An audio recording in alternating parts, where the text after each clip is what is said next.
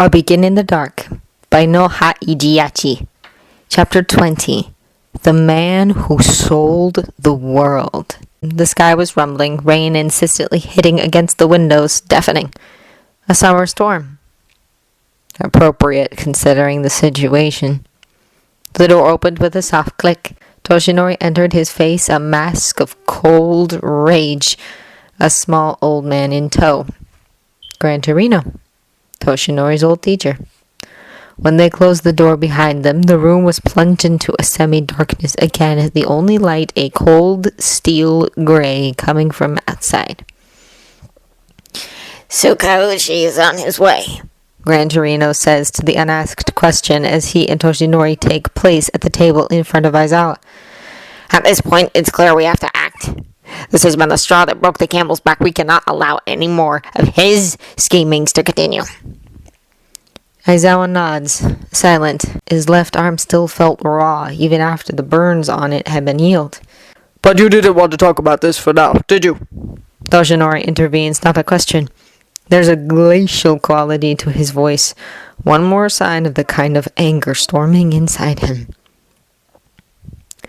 We will have plenty of time to plan our attack once Tsukauchi and the other pros get here, Aizawa replies with a nod. While we wait, I wanted to talk about Midoriya. Gran Torino sighs. What about that brat now? He says, tired. Every single time I've been hearing his name since the work experience week, it has been in a situation in which he's gotten himself in trouble. The police reports came back, Aizawa says, crossing his fingers on the table.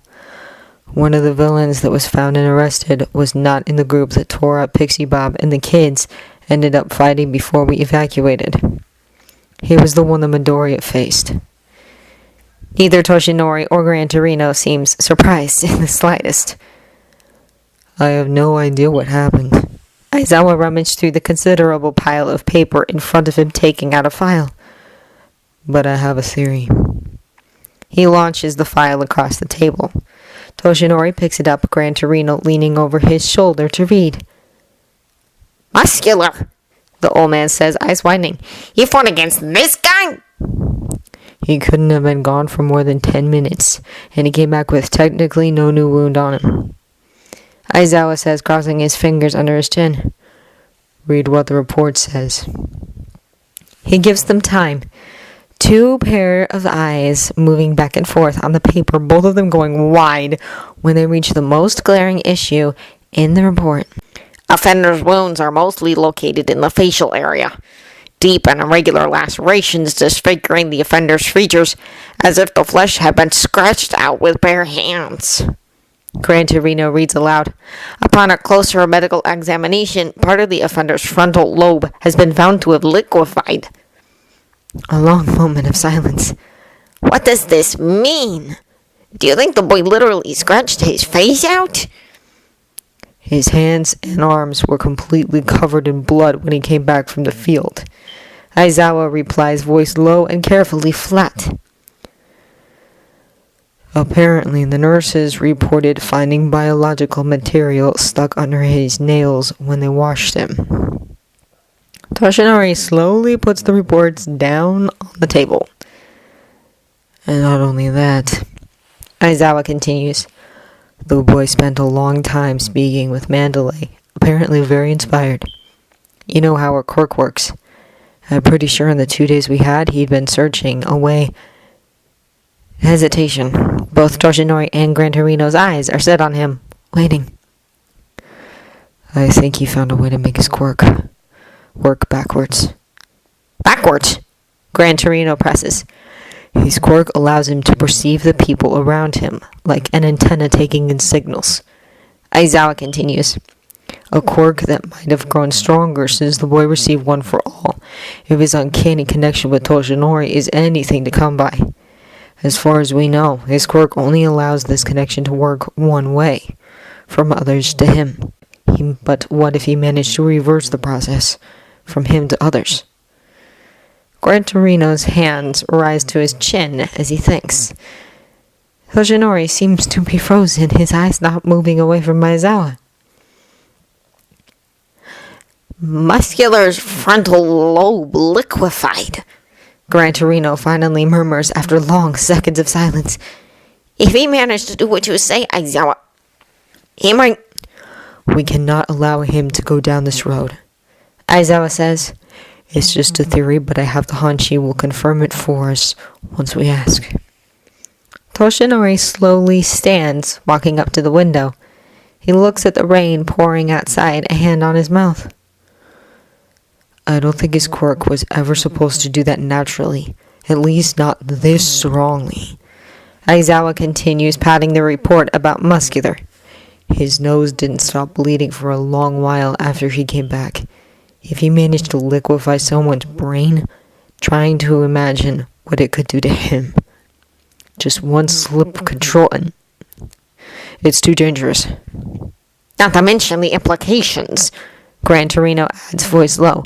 If he really did that to Muscular, he might have felt all of it.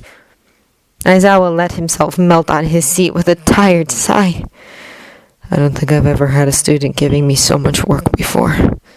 He mutters, massaging his forehead. Toshinori, that boy is taking one too many steps directed right to an abyss without even realizing. He needs to calm down. Toshinori does not reply for long seconds. When he does, his voice is rough. Yes, He says. I agree.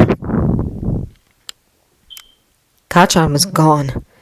That's what his classmates had told to him once he woke up in a hospital bed, sore and in pain and confused, and not remembering a lick of what has happened after Koda ran away from him and Muscular. The villains took him. Kachan was gone. Izuku wanted to scream. He wanted to punch something. He was utterly furious. Yet again, he'd been useless.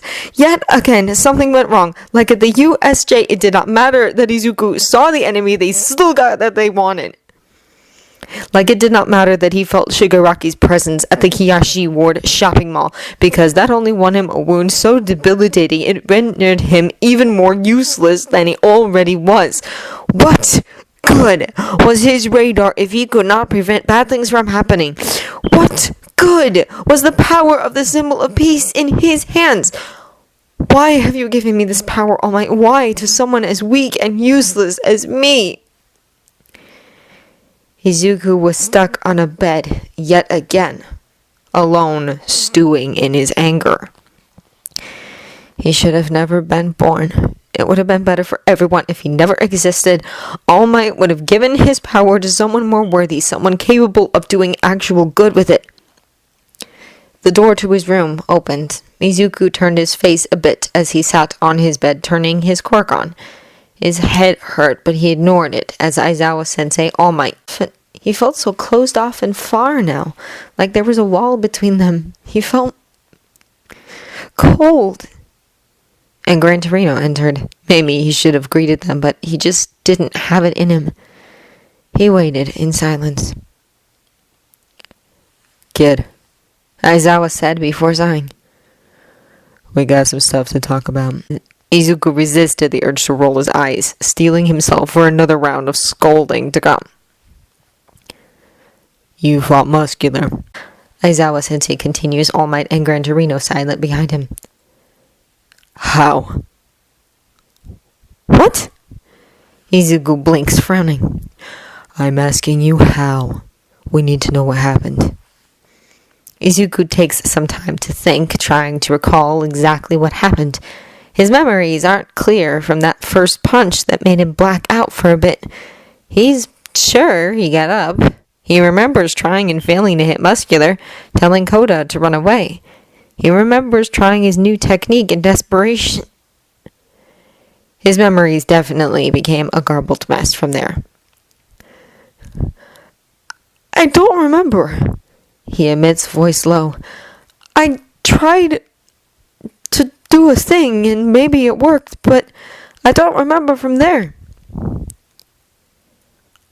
A thing. Aizawa-sensei replies, something unexplainable in his voice. Did you try to reverse the effects of your quirk on him? Izuku's eyes go wide in surprise. Sensei knew already? I guess that answers my question. Aizawa-sensei continues, voice flat. Midoriya, don't do that ever again. What? The word is out of Izuku's mouth before he can stop himself. But No buts!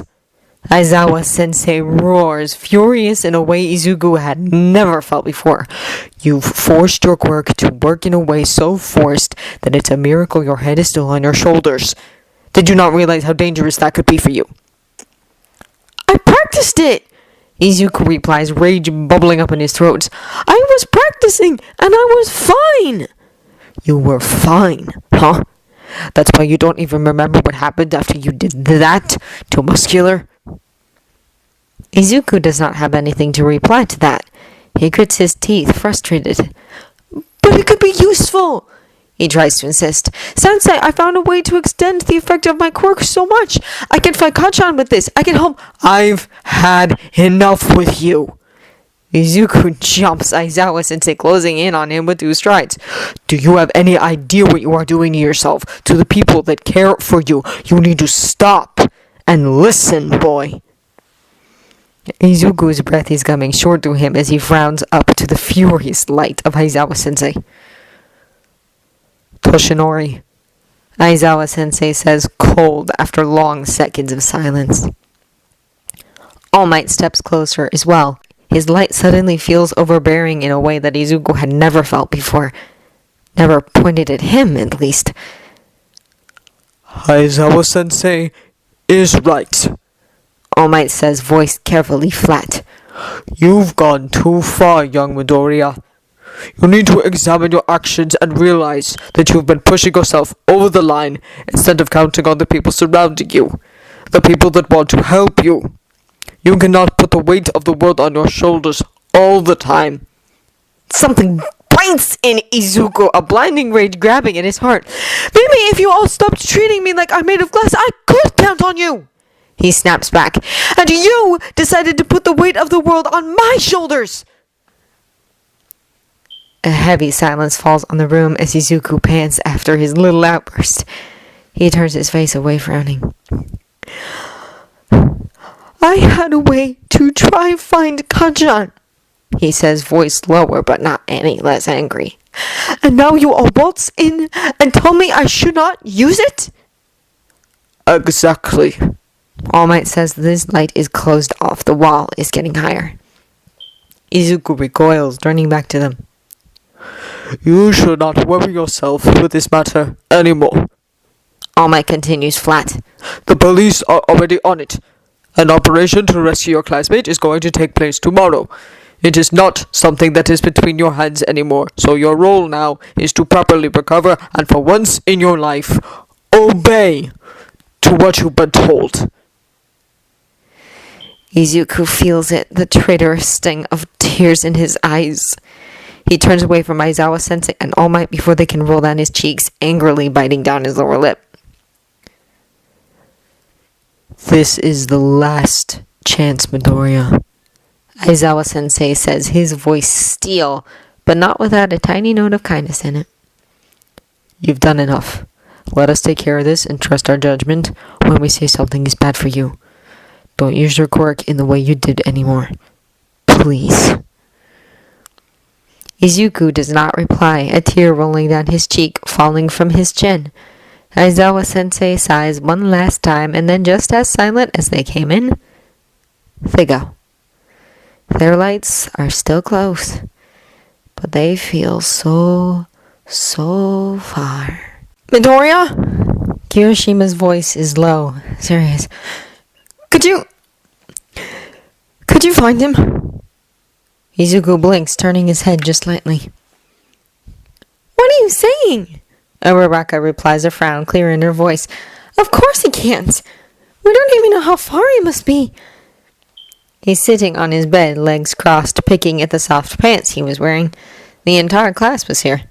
Everyone's lights felt weary, sad, angry, despite that they had tried to cheer Izuku up and failed miserably. Izuku feels distant, All he can feel is a soup of rage boiling inside him. Maybe he was about to have another one of his episodes, as Mom had defined it. He should probably turn off his stupid quirk. He doesn't. What if I tell you that maybe I can? He replies, voice low. Surprise ripples like a wave through everyone. What? I might have a way to find Kachan. Izuku continues. He can hear Aizawa sensei's voice in his head. Don't use your quirk like that anymore. He ignores it. What are you talking about? Midoriya! Uraraka intervenes, worried. You shouldn't... I know you are worried, but... It's one of the things I've been practicing at the camp. Izuku explains, flat. I can... reverse the effect of my quirk. Send the signal out instead of just taking it in. I can use people like antennas, extending the range of my quirk far beyond what I thought was possible. From person to person. Like a long chain.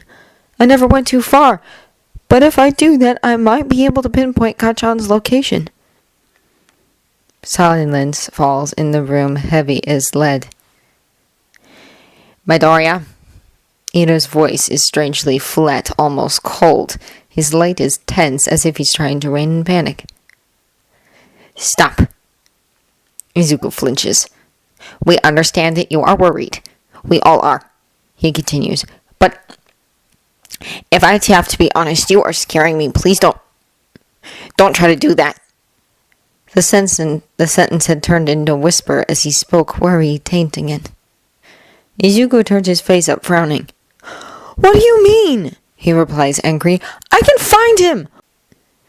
What the hell doesn't any of you understand? Because you look like you are about to fall apart right now. Ida snaps back, desperation clear in his tone. If you could see yourself from the outside... Well, I fucking can't! Izuku interrupts, furious rage burning in his throat. I can't look at myself! I can't look at anything! I can't ever do anything to help, and now that I finally have something that might make me useful, you all tell me I should ignore it! Midoriya?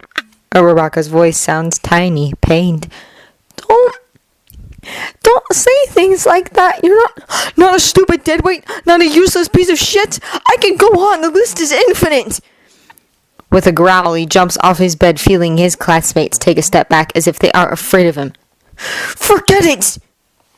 He's out the door before any of them can even call out to him. To be honest, he knows they are right. All of them. There's still a tiny logical part of him that's screaming at him to not be such an idiot. He's overreacting. He just treated his friends like crap. They are only worried for him. What the heck is wrong with you? But is he not worried too? Because he is worried. A lot. Because they took Kachan. And every time Kachan is involved, Izuku can feel his control slip. Years and years of piled up issues and unspoken bitterness, and God only knew what else, and that mix of pure chaos rising up in his throat like bile. Because Izuku can't stop himself from caring, no matter how many times he's been wounded, both in body and mind, because there's always this single small thread hanging between them, giving him hope that maybe one day things will turn okay. Because Kachan had tried to grab that thread himself in his strange, twisted ways. And Izuku, he just wanted to be stronger, more useful, to help. Isn't that what All Might wanted from him as well? To have Izuku be able to help? And when he had found a way to do that, a new way to help, everyone around him scolded him for it, as if Izuku might break if he tried. He spent a lifetime of being treated like literal glass. He thought he was done with it. Clearly, he was wrong. He sniffs angrily, wiping away the tears. He hated this, like he hated Shigaraki and his stupid League of Villains.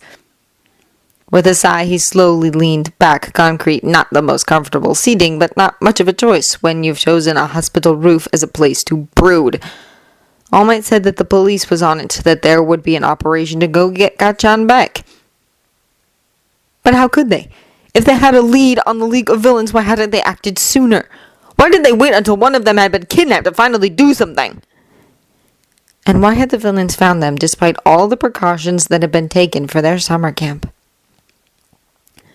The more he thought about it, the less All Might's words rung true, despite the fact that Izuku had perceived no lie from him.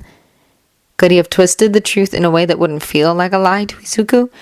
Maybe he just said that to keep Izuku in the dark, keep him calm. Try to avoid Izuku butting his nose where All Might did not want him to. Not to mention that Izuku was starting to think that someone in their midst might be working for the enemy. A spy. And if that was true, if there was a spy as he suspected and the police and heroes were really about to attack, what assured All Might that this spy would not interfere, feed info to the enemy? Did they not think of such a possibility at all? There was just so much that could go wrong, and Kachan's life was on the line. And yet, despite the fact that Izuku offered them a chance to discover exactly where to hit, they refused. A literal glass. Izuku was so tired. So tired of all this rage and this negativity storming inside him, of the distrust and confusion, of the fear he felt inside his friends' hearts as they took hit after hit, the foundations of their lives shaken, forcing them to leave behind the innocence of their younger years. Not children anymore. They could not afford that. Izuku closed his eyes, taking a deep breath. If All Might did not want him to help, then Izuku was going to force him to accept his help. Show him he wasn't made of glass. He got to work. The chain was working, a constant feed right back to him as he inexorably advanced, person after person after person, the signal jumping around the city like a cricket of pure energy. Somewhere in the back of his mind he registered something, just barely, warmth running down his mouth and chin, down his cheeks. He ignored it. The lights were everywhere, giving him something to connect to, a platform to jump forward, searching.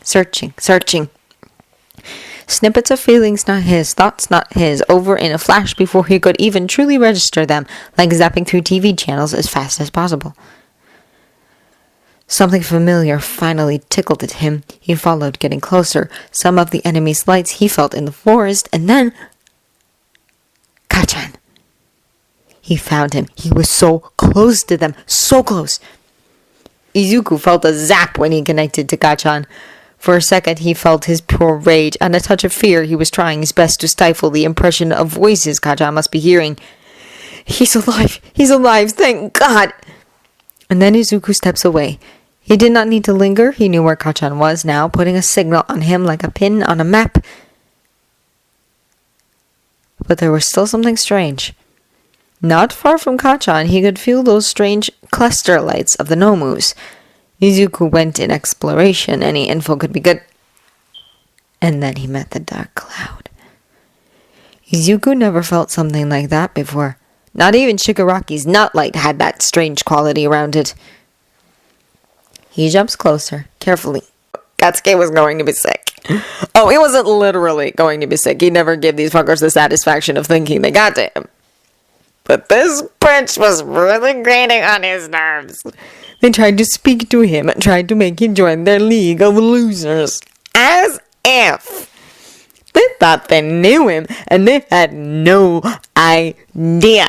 He laughed in their faces, watching that fucker Shigaraki grow more and more irritated as Katsuki refused them, spit on them, and laughed and laughed and laughed.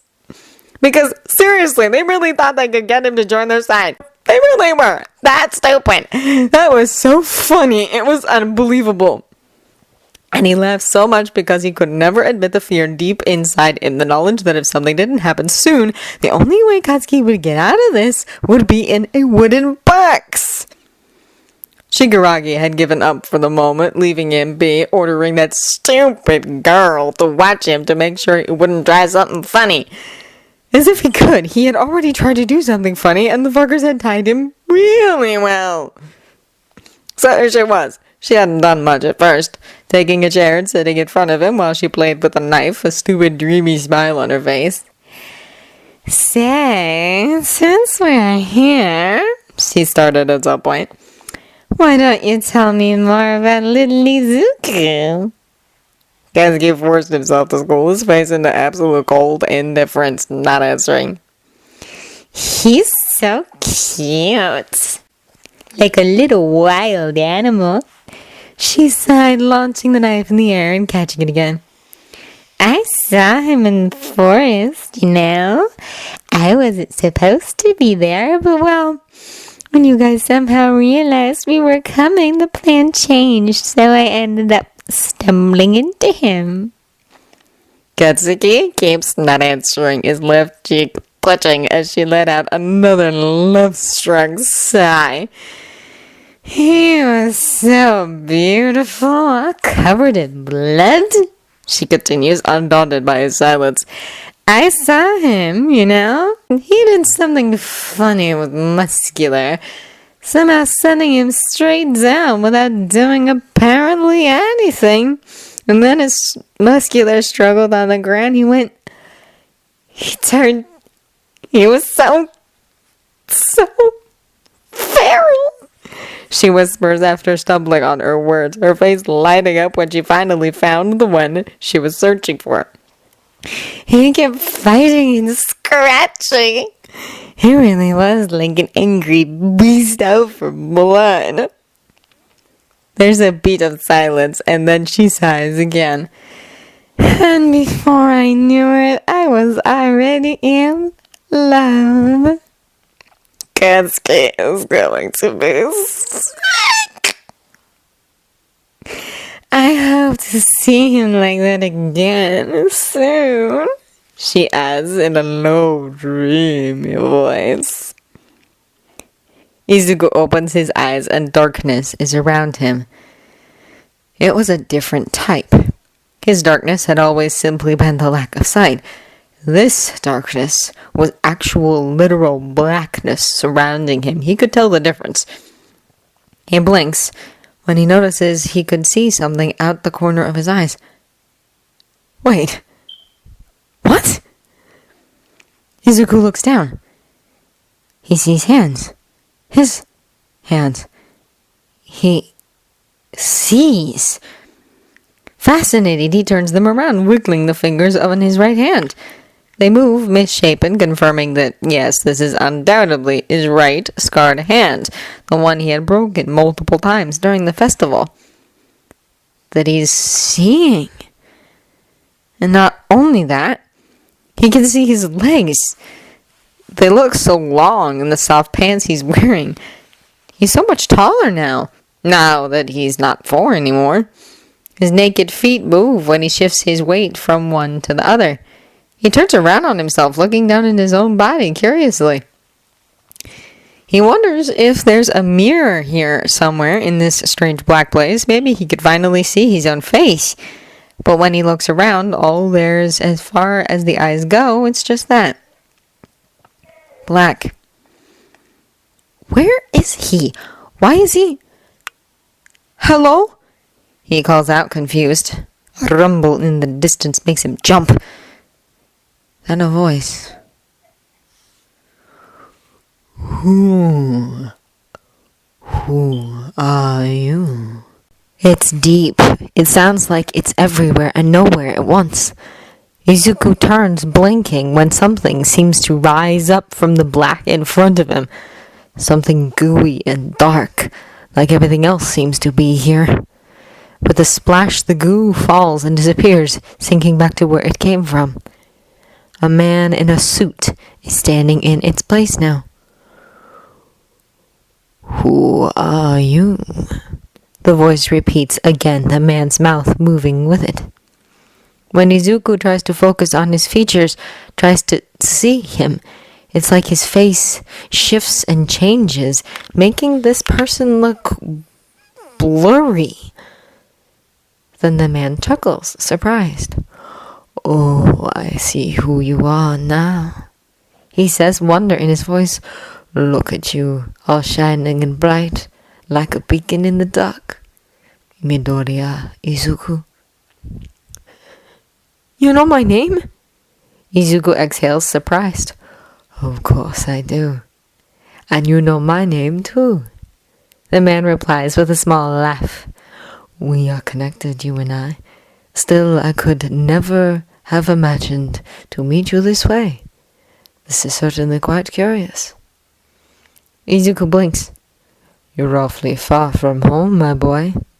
The man says kindly. How did you get here? The words itch in his mouth. His mind feels fuzzy. What was he doing again? I don't remember. That is understandable. The man replies, nodding with his strangely blurry face. To wander like this, you must have been very desperate. What would push you to walk in the abyss voluntarily, my boy? Walk in the abyss? I don't understand. Oh, my dear boy, there is so much you do not understand. The man makes a big gesture as if showing incredible wonders that are not there. I've been around for a long time, and there is much I do not understand myself. As an example, I do not understand why nature has been so cruel to you, taking your eyes away, depriving you of the wonders of the world you could have enjoyed if you hadn't been blind. I'm blind? Izuku asks, tilting his head on a side. He looks down at his hands. But I can see. Only here, apparently. Another cruel joke of destiny. The man sighs, walking up to him. Oh, my poor boy, what have they done to you? Izuku feels weird and disconnected, tired, like he might fall asleep right there. His own mind escapes him, like he cannot quite connect with his own thoughts anymore. You have been lied to for so long, the man whispers, putting a gentle hand on Izuku's cheek. You have been pushed to take a choice not really your own, in the name of someone that in different circumstances might not have spared a second glance in your direction. Who? Izuku asks, confused. Who else? But who else? If not him, of course. Suddenly there's someone else at their side. Izuku turns, looking up into the face of a tall, blonde man with hollow features, wearing some sort of costume that hangs too big on his thin frame. The blonde man looks back down to him sadly. Oh, so that is how he looks like now.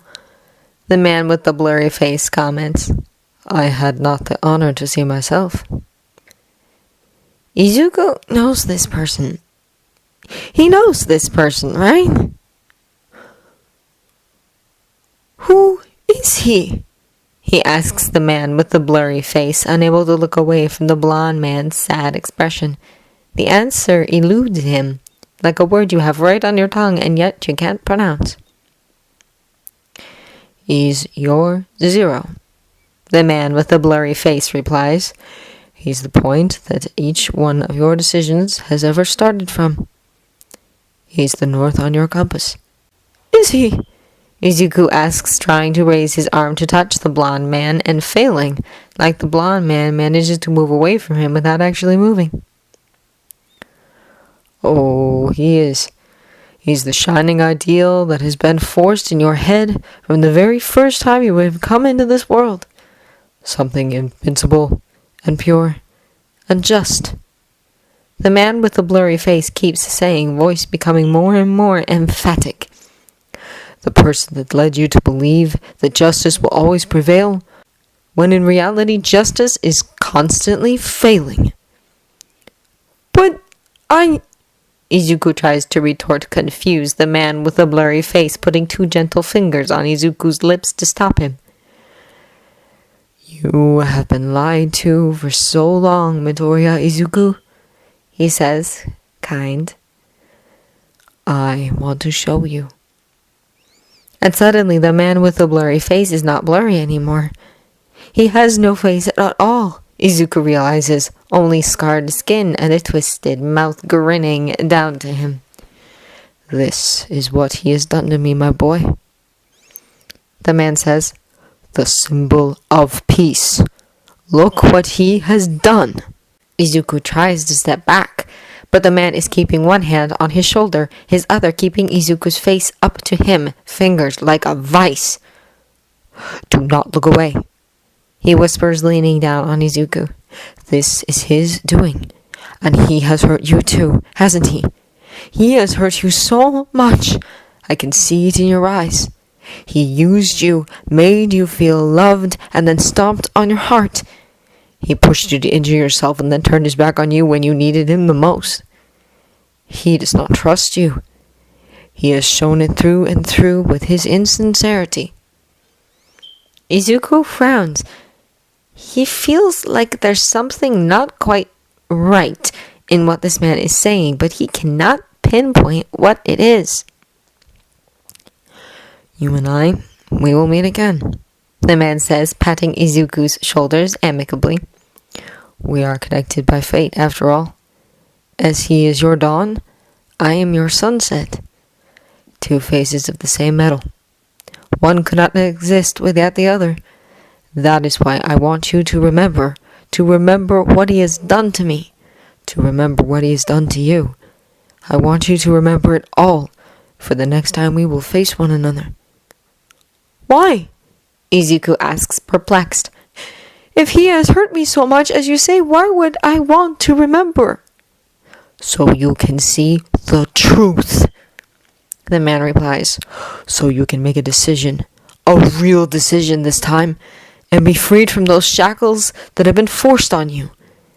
I only wish for you to be free, to be who you really are. I have no ill will toward you, my dear boy. It is not your fault if others have made decisions for you, after all." Who are you?"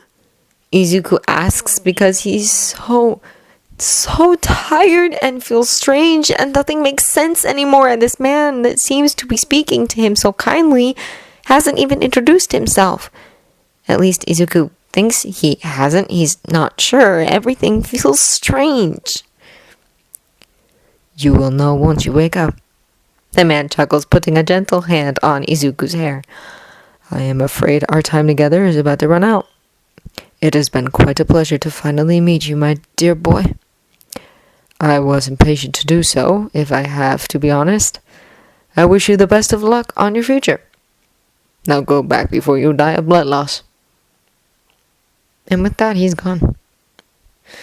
Going back is painful. His eyes don't work. "But they did. They did work just a minute ago. Why don't they anymore? I want to see." His back hurts. "But it did not hurt just a minute ago. Why does it hurt again? It hurts so much. Please stop." And he feels weak and so confused. His head feels like it's about to split in half and he can't see anymore. His lights are gone and he cannot turn his quirk on again or his head will really split in half. His nose feels clogged as he slowly tries to make sense through the fog of pain. He's lying down on the side, on something hard and cold. He breathes through his mouth painfully, and coughs shake him, something unpleasant coming out his throat and mouth. Tastes like iron. He has to focus on breathing, just on that, just breathing through his open mouth until the world stops spinning. He cautiously tries to move a hand. He feels so light and yet so heavy at the same time. He moves one hand and then the other, palms meeting something squishy and wet as he weakly tries to sit up, almost rendering his effort null when they slip. He manages to keep his balance, finally sitting. Now he tries to move his legs. They feel alien, like they are not quite his, and it takes him so long to collect them closer to himself and try to bend them, put some strength in them so he can stand. When he finally manages to push himself up, he almost goes right back to the floor, only stopped when in his stumbling he hits something hard with his right shoulder. His left hand searches for the hard surface he's leaning on, finding it cold and rough under his palm, and then he slowly tries to walk forward without breaking that contact, his only guide in the dark. His fingers hit something slightly different, and he carefully palms at it, recognizing it must be a door. It takes him 3 tries to push it open. It's so heavy. And then he stumbles forward. His stomach hits something cold, hands blindly grabbing. It's a railing. A tiny part of him registers. Stairs. He makes his way down, slowly, so slowly, and yet he almost falls down 2 times, slipping on his unsure legs, confused and lost in his world of darkness, only saving himself by gripping at the railing with what little strength he has. He keeps stumbling forward once he finally makes it down the ramp, his palm sliding on a wall. He can hear voices in the distance, so he follows. "Was really angry," someone says, worried. "I didn't want to upset him. I really didn't want to... Oh my God!" He feels hands on him just a second before his mind blacks out once more. When he wakes, he's lucid again, if absolutely broken. He can feel the IV line in his arm, the drip of something being inserted into his veins. He doesn't hear noises around him beside the soft hiss of hospital machinery nearby. It must be deep in the night. Izuku blinks, plunged back into his personal brand of darkness as the name of the man that first had a blurry face and then had none at all comes to him along with a realization. He just spoke with All for One.